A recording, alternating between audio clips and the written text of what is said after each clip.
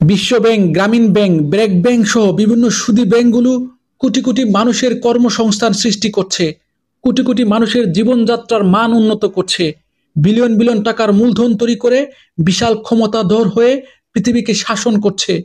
এই সুদী প্রতিষ্ঠানগুলোর সাথে টক্কর দেবার মতো, তাদের থেকে সমৃদ্ধ, উন্নত, শক্তিশালী, কল্যাণজনক অর্থনীতি কি ইসলাম দিতে পারবে? সুদভিত্তিক অর্থনীতি, সুদভিত্তিক ব্যাংকিং, সুদভিত্তিক লেনদেনের বিকল্প এবং এগুলো থেকে আরো উন্নত ও কল্যাণজনক অর্থনীতি কি ইসলামে আছে? ইসলামী অর্থনীতি কিভাবে সীমিত সম্পদ দিয়ে অসীম অভাব পূরণ করে রাষ্ট্রের অর্থনৈতিক সংকট সমাধান করে অর্থের চাকা সচল রাখবে? বড় বড় ব্যাংকগুলো বড় লোকদের সুদে ঋণ দেয়, গরিবদের ঋণ দেয় না। এর ফলে গরিবরা বাধ্য হয় বিভিন্ন এনজিও থেকে উচ্চ সুদে ঋণ নিতে। এই সংকটটি ইসলাম কিভাবে সমাধান করবে? প্রচলিত সুদভিত্তিক অর্থনীতি এবং সুদমুক্ত ইসলামী অর্থনীতির সকল আদবান্ত ইনশাল্লাহ আজকের তাফসিরে ফুটে উঠবে। ধৈর্য ধরে সম্পূর্ণ ভিডিওটি দেখুন। আপনি যদি চান কোরআনের আলো, কোরআনের সৌন্দর্য সবার কাছে ছড়িয়ে যাক, তবে আপনি এই ভিডিওতে লাইক, কমেন্ট ও শেয়ার করবেন এবং চ্যানেলটি সাবস্ক্রাইব করবেন। আপনার লাইক, কমেন্ট, শেয়ার ও সাবস্ক্রাইব এই কাজটি আরো সহজ করে দেবে। সম্মানিত শ্রোতামণ্ডলী, মহাগ্রন্থ আল কোরআনের ধারাবাহিক তাফসিরে আজকে ইনশাল্লাহ আমরা পবিত্র কোরআনের সূরা আল ইমরানের 130 নম্বর আয়াত নিয়ে আলোচনা করব। এই আয়াতে আল্লাহ রাব্বুল আলামিন বলেন, ইয়া আইয়ুহাল্লাযীনা আমানু, হে ঈমানদারগণ, লা তাকুলুর রিবা আদআফাম মুদাআফাত, তোমরা চক্রবৃদ্ধি হারে সুদ খেও না। ওয়াত্তাকুল্লাহা, তোমরা আল্লাহকে ভয় করো। লাআল্লাকুম তুফলিহুন, আশা করা যায় তোমরা সফল হতে পারবে। আলহামদুলিল্লাহ, চমৎকার একটি আয়াত। এই আয়াত আল্লাহ রাব্বুল আলামিন আমাদেরকে বারণ করে দিয়েছেন চক্রবৃদ্ধি হারে সুদ খেতে। আমরা জানি কোনো নির্দিষ্ট পরিমাণ অর্থের বিনিময়ে পূর্ব নির্ধারিত হারে অধিক পরিমাণ অর্থ আদায় করলে এবং পণ্য দ্রব্যের ক্ষেত্রে একই জাতীয় পণ্য কম পরিমাণের বিনিময়ে বেশি পরিমাণ নেওয়া হলে অর্থ পণ্যের অতিরিক্ত অংশকে বলা হয় সুদ। অর্থাৎ আপনি যখন কাউকে 100 টাকা ঋণ দিয়ে বলবেন, লাভ লোকসানের কথা আমি জানি না, তুমি 1 মাস পর আমাকে 110 টাকা দিবে, এই অতিরিক্ত 10 টাকা হলো সুদ। এই সুদকে ইসলাম অবৈধ বা হারাম ঘোষণা করেছে। আর ঋণদাতা যদি বলে, আমার কাছ থেকে 100 টাকা নাও, ব্যবসা করো, ব্যবসা লাভ হলে লাভের অর্ধেক আমার আর অর্ধেক তোমার। যদি ব্যবসায় লস হয় তবে লসের ভাগ আমরা দুজনে মিলে শেয়ার করে নেব, তবে এটা বৈধ, এটি সুদ নয়। তো এখন প্রশ্ন হলো, কেন আল্লাহ রাব্বুল আলামিন সুদকে অবৈধ ঘোষণা করেছেন? সুদী কারবারে সুদদাতা ও গ্রহীতার মধ্যে সমহারে লাভবান হবার সুযোগ থাকে না। সুদী কারবারে যে সুদ দেয় সে লসের ভাগ নিতে চায় না, সে লাভসহ মূলধন চায়। এর ফলে সে সবসময় লাভবান হয়। অপরপক্ষে সুদ গ্রহীতা পুঁজি মাঠ পর্যায়ে খাটায়, ফলে তার লাভের পাশাপাশি লসের সম্ভাবনা থাকে। এর ফলে লস হলে সে দেউলিয়া হয়ে যায়, ধ্বংস হয়ে যায়। সুদ গ্রহীতা যখন সুদে ঋণ নিয়ে ব্যবসা করে, সেই ব্যবসায় তার লাভ লস একবারই হয়। কিন্তু সুদদাতা সুদী কারবারে চক্রবৃদ্ধি হারে সুদ পেতে থাকে। আমি অনেক দেখেছি 50,000 টাকা সুদে ঋণ নিয়ে সেই ঋণ সময় মতো ফেরত না দেওয়ার কারণে চক্রবৃদ্ধির মার পেছে তাদের লক্ষ লক্ষ টাকা দেয়া লাগছে। সুদ ভিত্তিক ব্যবসা বাণিজ্যের কারণে দ্রব্যমূল্য নিয়ন্ত্রণের বাইরে চলে যায়। ধরুন, গ্রামের একজন কৃষক 1 লক্ষ টাকা সুদ নিয়ে একটি পণ্য উৎপাদন করে স্থানীয় বাজারে 10,000 টাকা লাভ আর 10,000 টাকা সুদ আদায় সহ 1,20,000 টাকা সেই পণ্যটি বাজারজাত করলো। স্থানীয় বাজারের মহাজন সেই পণ্য সুদে টাকা নিয়ে শহরের মার্কেটে 10,000 টাকা লাভ, 10,000 টাকা সুদ আদায় সহ 1,40,000 টাকা সেটি বিক্রি করলো। এরপর শহরের আড়তের মহাজন সুদের টাকা দিয়ে এই পণ্য 10,000 টাকা লাভ ও 15,000 টাকা সুদ আদায় সহ 1,65,000 টাকায় সে পণ্যটি খুচরা বিক্রেতার কাছে বিক্রি করলো। খুচরা বিক্রেতাও সুদে টাকা লগ্নি করায় সুদ ও লাভ সহ 1 লাখ টাকার পণ্যটি জনগণের কাছে 2 লাখ টাকায় ক্রয় করতে বাধ্য হয়। এভাবে মাঝখানে 1 লক্ষ টাকা সুদখুরদের পকেটে গিয়ে পণ্যের দাম বেড়ে যায়। সুদ বিশ্ব ভ্রাতৃত্ব নষ্ট করে, সুদদাতা ও সুদগ্রহীতার মধ্যে প্রভু ও দাসত্বের সম্পর্ক তৈরি হয়। এভাবে এক পক্ষ অন্য পক্ষের মধ্যে হানাহানি, মারামারি ও মনুষ্যত্বের বিকৃতি ঘটায়।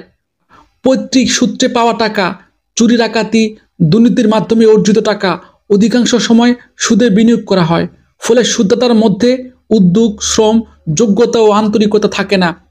ফলে সকল চাপ সুদ গ্রহীতার উপর চলে যায়। এই ভারসাম্যহীনতার কারণে অর্থনীতি ক্ষতিগ্রস্ত হয়।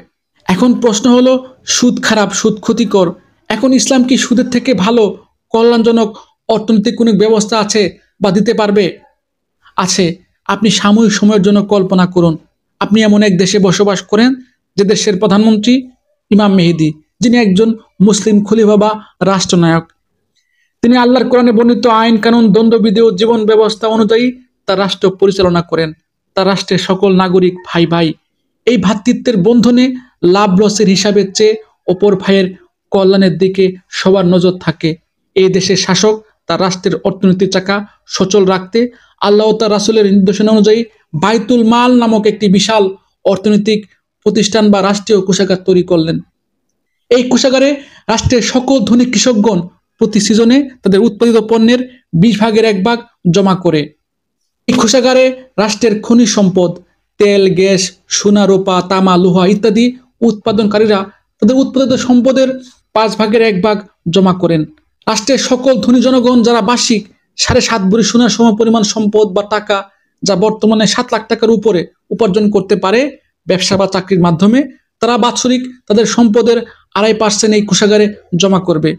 এই রাষ্ট্রের কোষাগারে সকল শিল্প কারখানাগুলো তাদের উৎপাদিত পণ্যের 2.5% জমা করবে। এই খলিফার অধীনে ইসলামী রাষ্ট্রের সেনাবাহিনী আল্লাহর বিদ্রোহী রাষ্ট্রগুলোর সাথে আল্লাহর দ্বীন ও জীবন ব্যবস্থা প্রতিষ্ঠার জন্য, সারা পৃথিবীতে আল্লাহর হুকুমত বাস্তবায়িত করার জন্য, পৃথিবী থেকে জুলুম দূর করে ন্যায় বিচার প্রতিষ্ঠা করার জন্য যুদ্ধ করেই যাবে, জিহাদ করেই যাবে। এই যুদ্ধে পরাজিত জাতিদের সকল সম্পদ গনিমতের মাল হিসেবে ইসলামী রাষ্ট্রের বাইতুল মালে সংরক্ষিত হবে। এর বাইরে এই রাষ্ট্রের সকল জনগণ তাদের রাষ্ট্রের বাইতুল মালকে, রাষ্ট্রীয় কোষাগারকে উন্নত করার জন্য কর্জে হাসানা দেবে, তাদের অতিরিক্ত সম্পদ দান করবে বা কর্জা দিবে, ঋণ দিবে।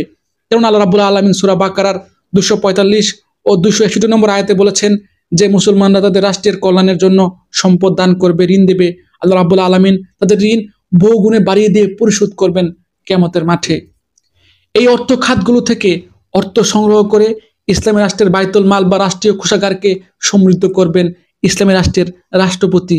এরপর তিনি বাইতুল মালে টাকা দিয়ে বিভিন্ন কর্মসংস্থান তৈরি করবেন, শিল্প কারখানা তৈরি করবেন।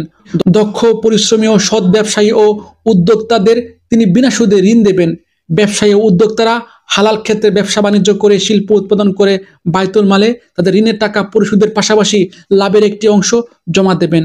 কোনো ব্যবসায়ী বাইতুল মাল বা রাষ্ট্রীয় কোষাগার থেকে যদি ঋণ নিয়ে ব্যবসা করতে গিয়ে, কোনো কিছু উৎপাদন করতে গিয়ে লসের বা ক্ষতির সম্মুখীন হন, তবে রাষ্ট্র তাকে দেউলিয়া করবে না, তাকে গ্রেপ্তার করবে না। তার লসের ভাগ রাষ্ট্র নেবে এবং তাকে সুযোগ দিবে সংকট কাটিয়ে উঠতে। পাশাপাশি কোনো উদ্যোক্তা বা ব্যবসায়ী যদি রাষ্ট্রীয় কোষাগার থেকে ঋণ নিয়ে ব্যবসা বাণিজ্য করতে গিয়ে মিথ্যা, ছলনা, প্রতারণার আশ্রয় নিয়ে টাকা আত্মসাৎ করতে চায়, তবে তার হাত কেটে দেবার আইন থাকবে। এ ব্যাপারে আল্লাহ রাব্বুল আলামিন সূরা মায়দার 38 নম্বর আয়াতে বলেছেন, চোর, দুর্নীতিবাজ বা আত্মসাৎকারীদের শাস্তি হচ্ছে হাত কেটে দেয়া। হাত কেটে দেয়া নামক কঠোর শাস্তির ভয়ে ইসলামী রাষ্ট্রে কেউ রাষ্ট্রীয় কোষাগার থেকে ঋণ নিয়ে মিথ্যার আশ্রয় নিয়ে আত্মসাৎ করতে বা ঋণ খেলাপি করতে সাহসী পাবে না। এভাবে ইসলামী রাষ্ট্রের বাইতুল মাল বা রাষ্ট্রীয় কোষাগার এক শক্তিশালী অর্থনৈতিক প্রতিষ্ঠানে পরিণত হবে, যে প্রতিষ্ঠানের মাধ্যমে মুসলিম রাষ্ট্রনায়ক তার রাষ্ট্রের সকল অর্থনৈতিক কর্মকাণ্ড পরিচালনা করে সীমিত সম্পদ দিয়ে অসীম অভাব দূর করে রাষ্ট্রকে একটি আদর্শ রাষ্ট্রে পরিণত করবেন, যে রাষ্ট্রে কেউ না খেয়ে থাকবে না, কর্মসংস্থানের অভাব হবে না, শিক্ষা, চিকিৎসা, বাসস্থান কোনো কিছুর অভাব হবে না। রাষ্ট্র নিজে তার বাইতুল মালকে সমৃদ্ধ করে রাষ্ট্রের সকল জনগণকে অর্থনৈতিকভাবে স্বাবলম্বী করে তুলবেন। যাই হোক, আজ এখানেই শেষ করছি। আল্লাহ রাব্বুল আলামিন আমাকে সহ আপনাদের সবাইকে ইসলামী অর্থব্যবস্থা রাষ্ট্রে প্রতিষ্ঠা করার তৌফিক দান করুন। ধন্যবাদ।